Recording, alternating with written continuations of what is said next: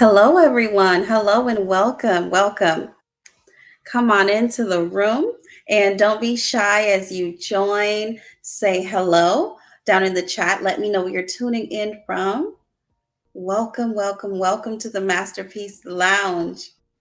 Welcome, everyone. As always, I'm super excited to be here with another segment. I love, love, love bringing you really thought provoking, awesome topics for us to discuss here in the Masterpiece Lounge, where it's a safe place where we share nuggets, um, where we can inspire you and empower you to grow in your personal and professional life.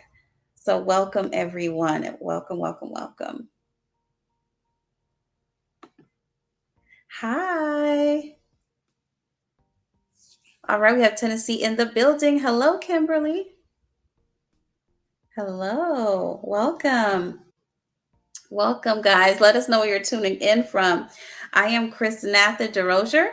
I'm a certified life coach, author, speaker, and I'm super excited to be back. As always, right here in the Masterpiece Lounge. I am currently in Houston, Texas, where it's nice and warm here, nice and hot. I'm sure most of us can say that across the country. So, welcome everyone and welcome again. If it's your first time, welcome. You're always welcome here in the Masterpiece Lounge. And if it's your second, third, fourth, fifth, or 100th time, welcome back. And thank you for hanging out with me today. So, today we're going to be discussing effective decision making. We're going to be talking about effective decision making. We're going to be talking about the importance of it, but also how to effectively make decisions. Now, some of you might be thinking, at this point, right, we all should know how to make decisions effectively. And the truth is, some of us don't. And there's always room, space for us to grow as individuals. And so I wanted to share some nuggets just to get our brains going and sharing some nuggets with you that maybe you can apply. And so that's what we're going to do today. All right. Even myself, I'm sure there's somewhere that I can improve in terms of the way that I make decisions. But I want to talk about the way that we make decisions. How do we approach challenges, and not just challenges, good and bad, but also how do we process things in our minds and make a decision on what to do next, right? And so let's talk about that, because believe it or not, a lot of people get uncomfortable with making decisions. They may even get really anxious and stressed out. And so we want to talk about that just a little bit. We want to talk about patterns and things of that sort as well. Hello, hello. We also have Brenda, who's hailing from South Carolina. So welcome, welcome, Brenda. Thank you for being here. And so, yes, and so we want to talk about that, touch on that a little bit, because as we're moving forward um, with the things that we are planning to do, and things that will come up for us in our personal and professional life, it's important that not only do we make decisions, but we effectively make decisions, that we make good decisions, that we do our best, that we weigh out all of our options, that we're not being extremely emotional and not thinking of all of the facts, right? We want to make sure there's a good balance of both your heartstrings, but also your mind. And sometimes you got to take your heart out of it, right? And so we're going to just touch on that a little bit today. All right. So let's just dive in. Let's just dive in as we go. All right. So effective decision making. I love this topic.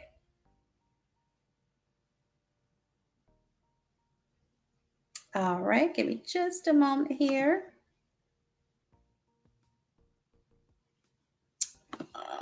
Right.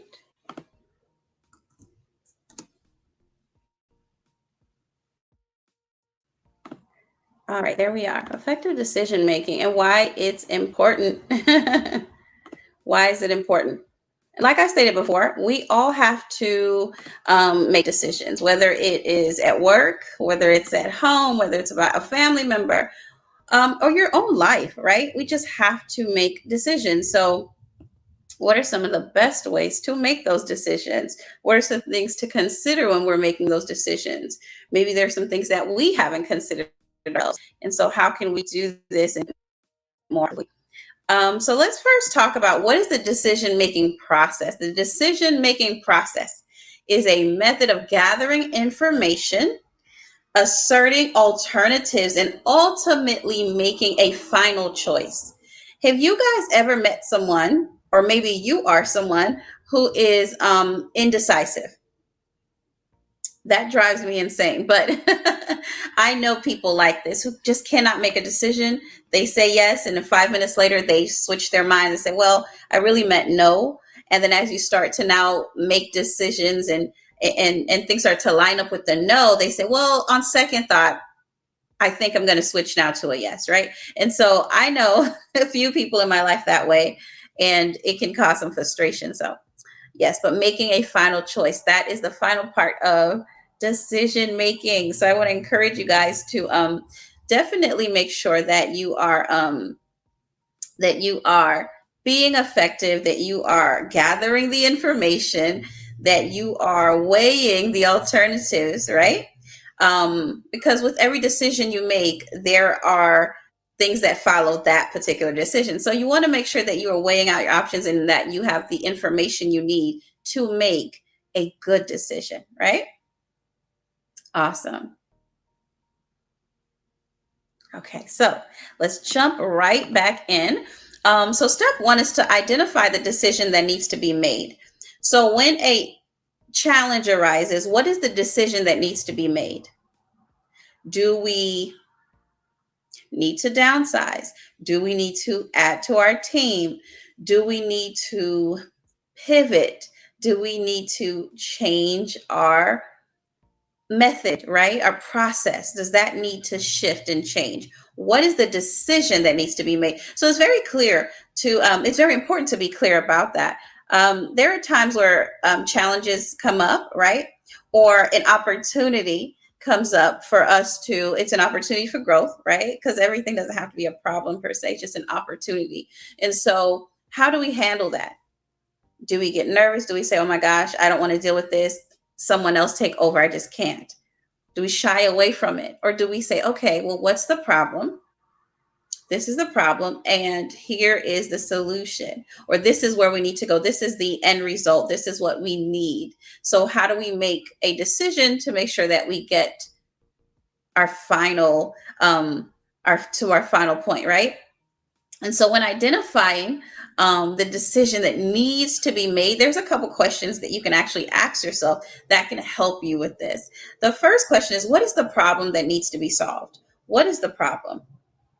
For instance, if we're planning an event and a very key person is running late, or they've had some traveling issues, they're delayed for quite some time. What is the problem that needs to be solved? We need to make sure that we still can have an event, that the show must go on, right? And so, what is the problem that needs to be solved? We need to make sure that there's no gaps in our program, in our agenda for this particular event, right? As an example. And so, what do we do now? We replace that person, or we push them back to the end in hopes that they come. But if they don't, we filled in the gap, right? So that's a decision, that's a problem that needs to be solved. For instance, let's see. The next question that you can ask yourself in identifying the decision that needs to be made is, what is the goal that you plan to achieve by implementing this decision? So what's the end goal? Okay, keep that in mind. What is the problem that needs to be solved, and what is the goal that you plan to achieve by implementing this decision? And number three, the third question I want you to ask yourself is, how will you measure success? Now, I know it gets really tricky with measuring success, right? Because how do you measure success? What will it take for you to know that this went well? Will it take for you to know that we made the right choice, that this worked out pretty good, right? Now, for an event, testimonials. Did your audience, did your guests enjoy themselves? If the overall purpose of the event was met, that's successful too, right? And so you want to be able to measure success, okay? And one way to do that is to be as specific as possible.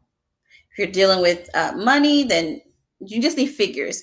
I think just being able to measure is having a very solid objective.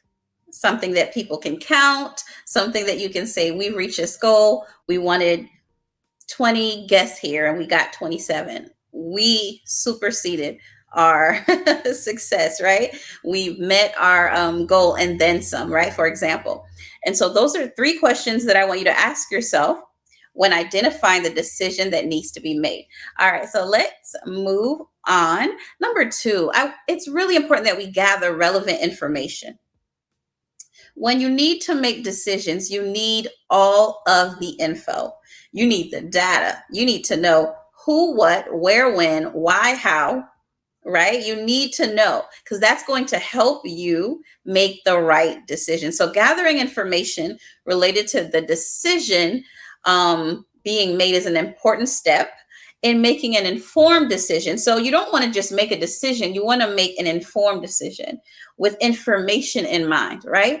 So, for instance, if we're talking about the workforce, okay, does your team have any historical data as it relates to this issue? So, there's an issue that comes up in the office. Is there information? Is there data that relates to this issue? Right? How can we compare? How can we see what's really going on? Has this happened before? Right? Has anybody attempted to solve this problem before? Is this a new problem or is this a reoccurring issue that we really got to look deeper into? Right? It's also important to look for information outside of that particular person or situation. That may also be a deciding factor as well. Number three, identify alternative solutions. I loved I am when I was in school, I loved the problem solving questions. And I know that was some of the questions that a lot of my friends and peers always skipped because they were like a paragraph or too long. And you had to sit here and read a paragraph, figure it out. But I loved it because it made me think. It really made me think. And as a result, now in my life, I would say I'm a pretty good problem solver. And I say that because I try to think of different ways to get the same thing. There's always a couple different ways, right? And so it's important to identify alternative solutions. This step requires you to look for many different solutions for the problem at hand. Okay. So that is important to do as well. There's many ways to solve the same problem. So finding more than one possible alternative is important when it comes to decisions in your personal life as well as business decisions as well. Um, different different opinions too can also help you. So it doesn't just have to be you. You can also put your head together with someone else or some other amazing people to help you with some other alternatives. Because I think sometimes two heads or three heads or four are better than one. Okay, so that's something to consider as well. Step four is to weigh the evidence. I know we weigh heavily on how we feel. I'm guilty of that as well. But we want to make sure that we're also being clear about what's in front of us. This is when you take all of the different solutions, right, that you've come up with, and you analyze how would you address your initial problem. So it's really like let's weigh the evidence. What's in front of us? What do we know to be true? What do I know to be true? So that's another question I want you to throw in there so you can ask yourself. I know what I'm feeling, right? And nothing wrong with that. Trust your gut, all of that. That's amazing. I do too. But in addition to that, weigh the evidence, weigh what's in front of you, okay? That is important as well. And in terms of business as well, there's a few ways that your team can analyze and weigh evidence as well. And there's something called a SWOT analysis that you can do.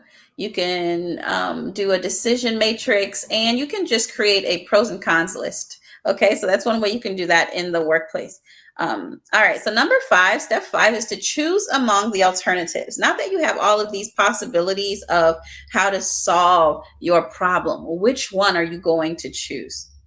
So the next step is to make your final decision. And this is where it gets a little tricky for some people because sometimes they don't want to pull the trigger, right? It's like, oh my gosh, I have to make a decision. Yes, you do, right? So what are you going to do in this instance, right?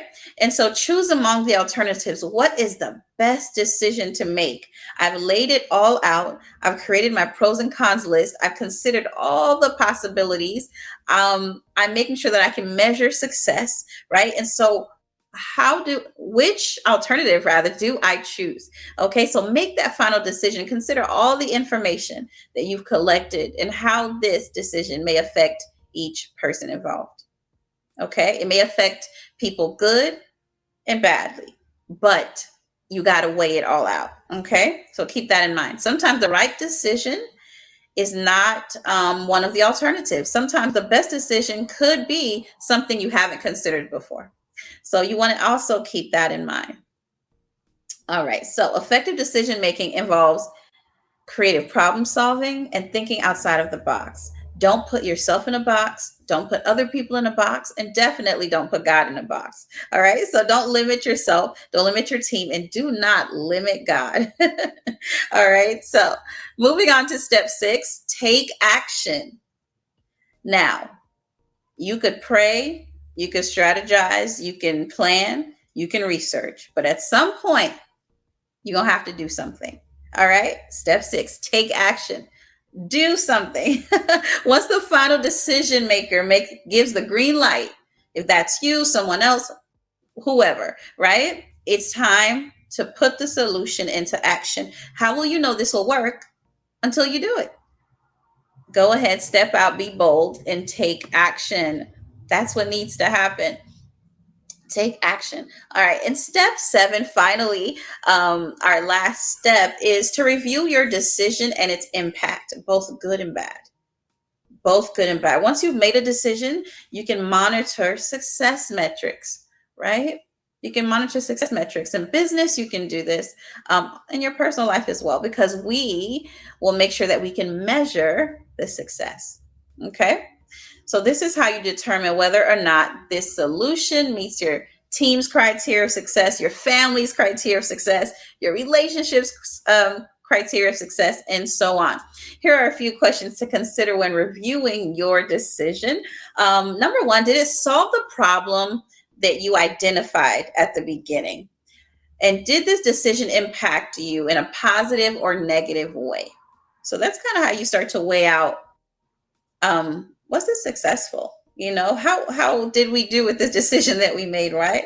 Um, and who benefited from this decision, and who were impacted maybe negatively by this decision, because not every decision is an easy one to make, but they need to be made. And so I hope that these steps really help you in making some decisions, but making them effectively making decisions. There's a few type of decision making models in terms of how some of us think and how we process when it's time to actually make decisions. Some of us can be rational. And at different times, you can be all of these things as well: rational decision making, intuitive decision making, and even creative decision making. So, there's a couple different ways that we can make decisions. It can be a nice gumbo of all of them, it can be one at different times, or it can be a nice mix. One and the other, maybe two of them and not the third. So, there's different ways and different methods and models that are used even in the way that we process when issues arise and challenges arise. And so there's intuitive, creative, and rational. I can honestly say I've been all three of these things. I've used all of those models when making decisions, some all at the same time and sometimes one at a time. So that is honest, and that is something that I have experienced myself. Also, as we're talking about decision making, there's something I do want to bring up with you guys before we end today's segment is your patterns. I want to encourage you to recognize your patterns, because I'm sure patterns have something to do with how we make decisions as well. Do we shy away? Um, do we go straight to the issue and say, I'm going to face it and acknowledge it, right? Um, Do we like to ignore our problems? Do we get anxious and say, I'm just going to quit, I'm not even going to try, right? And so what are our patterns? And I want to encourage you to begin to recognize your patterns, and if needed, learn how to change them. If needed, learn how to change them, right? Because we all have them. And so that is something I wanted to bring up and encourage you to do as well. So that's all I have for you today in our Masterpiece Lounge. And I hope today's segment was helpful and that you were able to pull away some things that can really be beneficial to you. I want to encourage you to share it with your network so that they can also grab some nuggets as well. Let's connect if we haven't already on social media on Instagram and Facebook, as well as YouTube, Chrisnatha TV. Go on over there as well. I'll be posting some new content on there really soon. And so I want to make sure you don't miss out on anything. So let's get connected if we already aren't connected.